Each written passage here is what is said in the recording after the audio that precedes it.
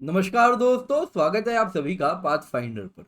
तो दोस्तों, भारत सरकार ऐसा प्लान कर रही है, अगर जाने माने मीडिया हाउसेस की माने, जिसके द्वारा वो एक सिंगल अम्ब्रेला इन्वायरमेंटल लॉ बनाना चाह रही है। और इस इन्वायरमेंटल लॉ का उद्देश्य होने वाला है कि जितनी भी प्रिवेलिंग इन्वायरमेंटल लॉज हैं, जैसे air act, water act, wild life protection act, biological diversity act, forest rights act, दुनिया भर के लॉज आपको देखने मिलेंगे। तो इन सभी लॉ को क्यों ना सबस्यूम कर दिया जाए एक सिंगल इन्वायरमेंटल लॉ में।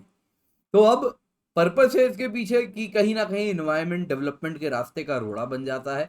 तो वो ना हो सके, क्यों ना developmental activity and environmental laws उसको कॉम्प्रिहेंड करे, इन्वायरमेंट क्यों ना डेवलपमेंटल एक्टिविटी को कॉम्प्लीमेंट करे।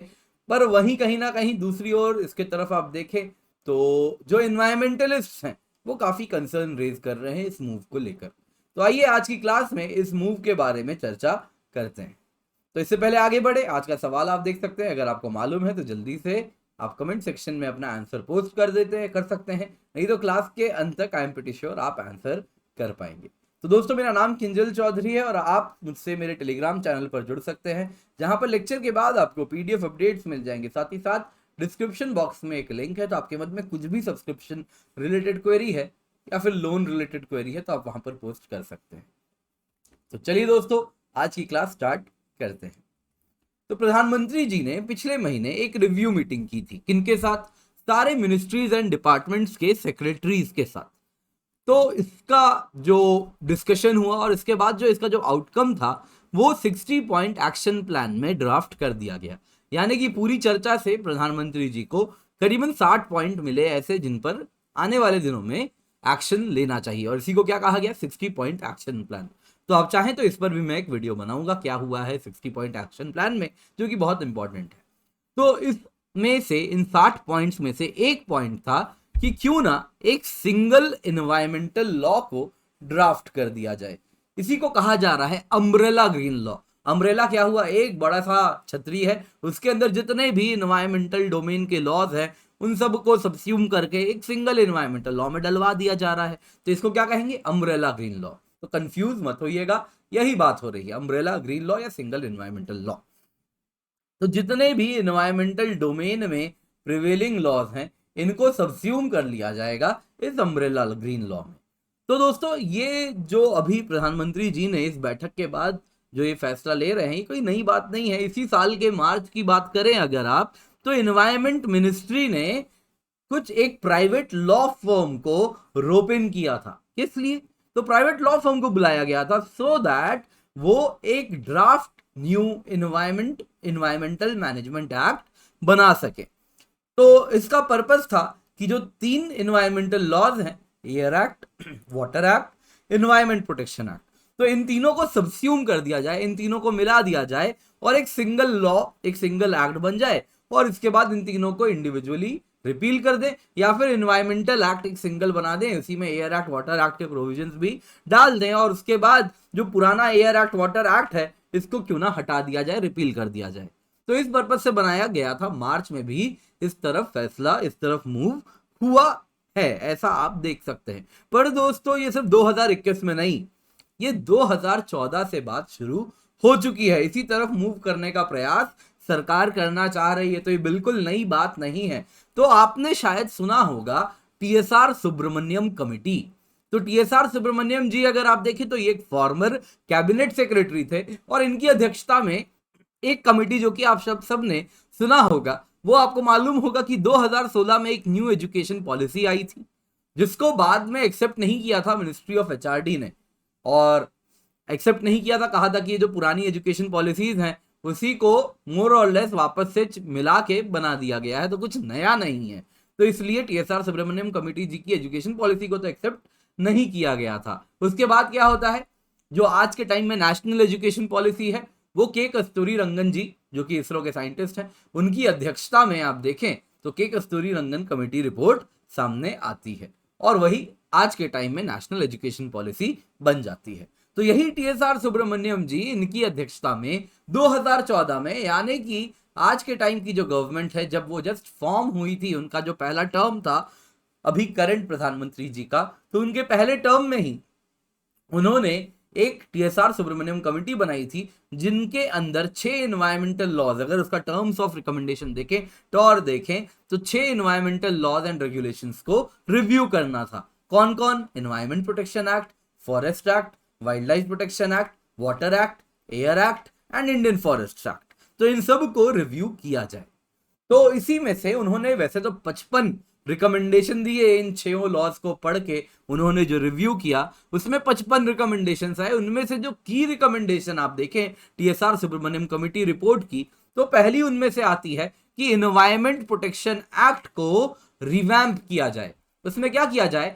वाटर एक्ट, एयर एक्ट के जो प्रोविजंस हैं, जो कि अभी इसी साल की शुरुआत में मार्च महीने में 2021 में एक प्राइवेट लॉ फर्म जो कर रही थी, यानी कि वो किसके रिकमेंडेशन पे काम कर रही थी? वो टीएसआर सुब्रमण्यम कमेटी के रिकमेंडेशन पे काम कर रही थी।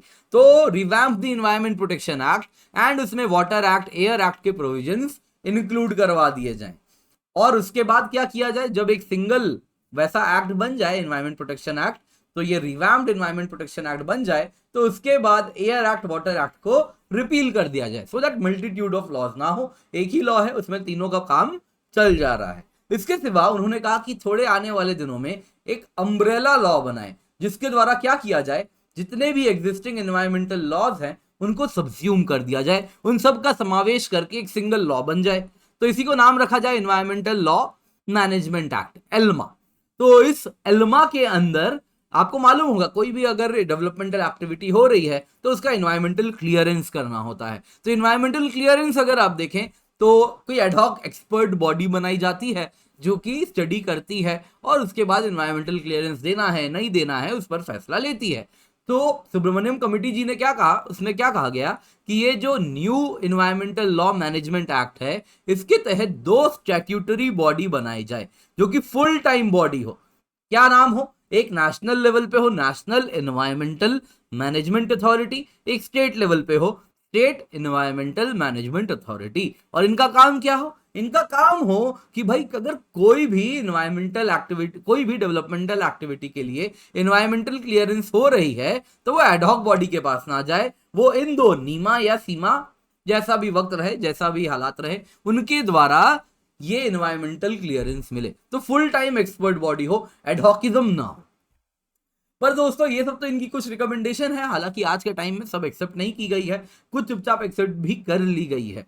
तो इसी में से अगर आप देखें तो सबसे बड़ी बात जो आज के टाइम में वापस जिस पर चर्चा हो रही है वो है कि एक सिंगल अम्ब्रेला एनवायरमेंटल लॉ हो। अब अगर सिंगल अम्ब्रेला एनवायरमेंटल लॉ होगी तो इसका उद्देश्य क्या है? इसका उद्देश्य है कि डेवलपमेंट को प्रमोट करना at the cost of environment. और यही अगर आप देखें तो जो इन्वायरमेंटलिस्ट हैं वो काफी ज्यादा इसके विरोध में है। वो कहते हैं कि इन्वायरमेंटलिज्म में सबसे इंपॉर्टेंट होता है प्रिकॉशनरी प्रिंसिपल, मतलब कि अगर लगता है इस एक्टिविटी से कुछ नुकसान होगा, पक्का नहीं है शायद नुकसान हो, लेकिन अगर लगता है नुकसान होगा तो उस एक्टिविटी को वहीं पर विथहोल्ड करें, आगे बढ़ने से रोकें। तो ये है प्रिकॉशनरी प्रिंसिपल।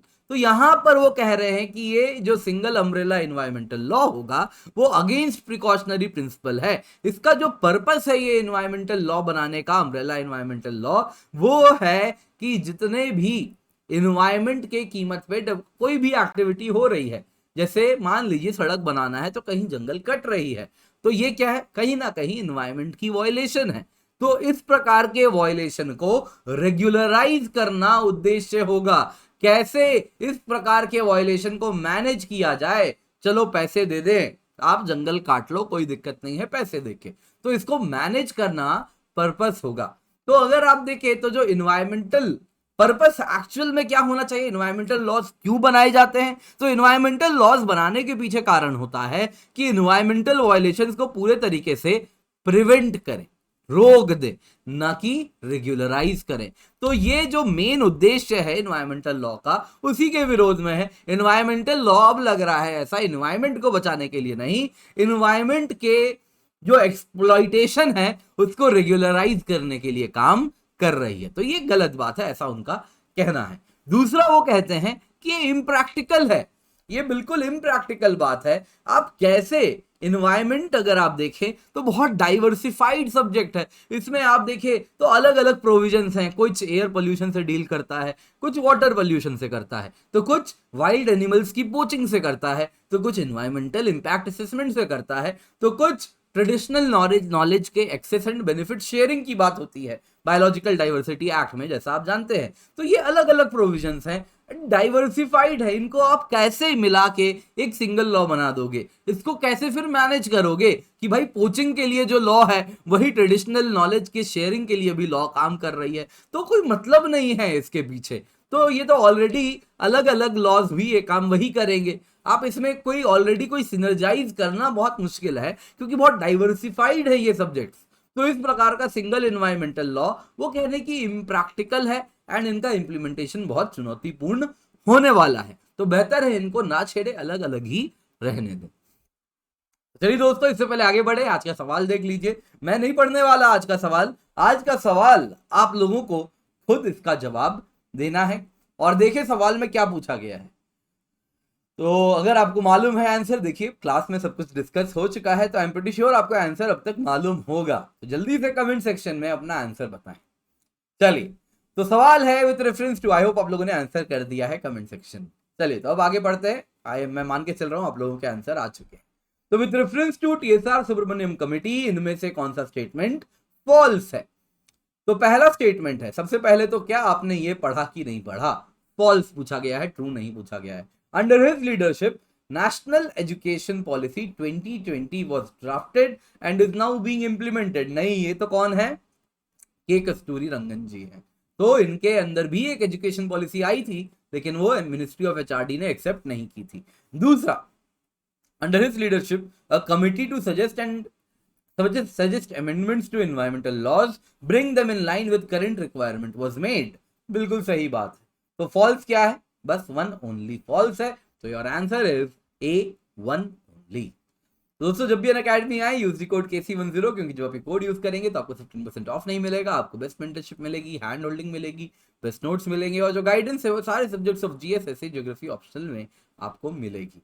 तो जब भी अनअकैडमी आए यूज दी कोड KC10 और उसके बाद मुझसे आप संपर्क जरूर करें।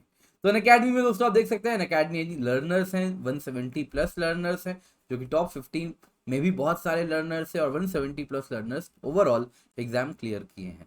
तो दोस्तों, अनअकैडमी मेगा कॉम्बैट पिछले संडे यानी कल हुई थी। आई एम प्रीटी श्योर आप लोगों ने पार्टिसिपेट किया होगा। एंड साथ साथ आप देखें 9 मंथ कॉम्बो सब्सक्रिप्शन भी हम ऑफर कर रहे हैं 45,675 रुपीज में। एंड इसमें आप अगर देखें तो आपको 9 मंथ्स के प्रीलिम्स एंड जितने भी कोर्सेज हैं सबके सब अवेलेबल होंगे। 9 मंथ प्रीलिम्स बैच भी आपके लिए हम स्टार्ट कर रहे हैं। 20 plus books, physical books, hard copy आपको घर पहुंचवा दिए जाएंगे। Prelims, mains, optional test series भी रन करवाई जाएगी।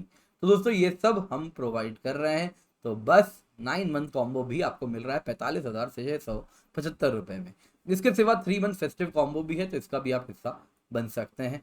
एंड 1 साल की जो सब्सक्रिप्शन है उसकी अगर जीएस ऑप्शनल की कीमत देखें तो वो है 57,704 रुपीज, और 1 साल की आइकनिक जीएस प्लस ऑप्शनल की कीमत है 78,999 रुपीज। अगर मैं टेस्ट सीरीज की बात करूं जो कि आपको कॉम्प्लीमेंट्री मिल रही है, उसमें अगर आप देखें तो 21 ऑप्शनल टेस्ट है, 16 सेक्शनल टेस्ट है, 5 फुल लेंथ टेस्ट है। और जीएस की बात करूं तो उसमें 80 टेस्ट है, 50 प्रीलिम्स के टेस्ट हैं, 30 मेंस के टेस्ट है, और इनकी जो टोटल कीमत है अगर मार्केट वैल्यू आप देखें तो वो 45,000 रुपए है, जो कि आपको हम 45,000 रुपए के 675 रुपए की सब्सक्रिप्शन के साथ कॉम्प्लीमेंट्री प्रोवाइड कर रहे हैं। तो आप समझ सकते हैं दोस्तों, बहुत ही लाजवाब प्राइसेस में आपको ये सब्सक्रिप्शन मिल रही है। दोस्तों, जो प्लस सब्सक्रिप्शन की 2 साल की कीमत है वो है 64,800 रुपए, 2 साल की आइकनिक की कीमत है 1,04,175 रुपए। सारी कीमतें तब हैं जब आप कोड KC10 का इस्तेमाल कर रहे हैं। एंड अगेन ऑप्शनल सब्सक्रिप्शन, इसकी 1 साल की कीमत है 24,750 रुपए और यूजिंग द कोड KC10। बहुत सारे नए बैचेस ऑलरेडी स्टार्ट हो चुके हैं दोस्तों, हिंदी, इंग्लिश, बाईलिंगुअल दोनों ही, तीनों ही भाषाओं में अवेलेबल है। 1 साल 2 साल दोनों ही बैचेस आपको देखने मिलेंगे। साथ साथ सबसे इंपॉर्टेंटली अगर आप इस बार मेंस देने वाले हैं तो आपके लिए mission AIR1 mains batch start हो चुका है। तो पर्पस है कैसे भी करके आपको एग्जाम क्लियर करवाना, आपकी इंप्रूवमेंट हो आंसर राइटिंग में, आपके नॉलेज बेस में। तो इसका हिस्सा आप जरूर बन सकते हैं। जब भी अनअकैडमी आए use the code KC10। Thank you so much for joining, have a great day and let's crack it.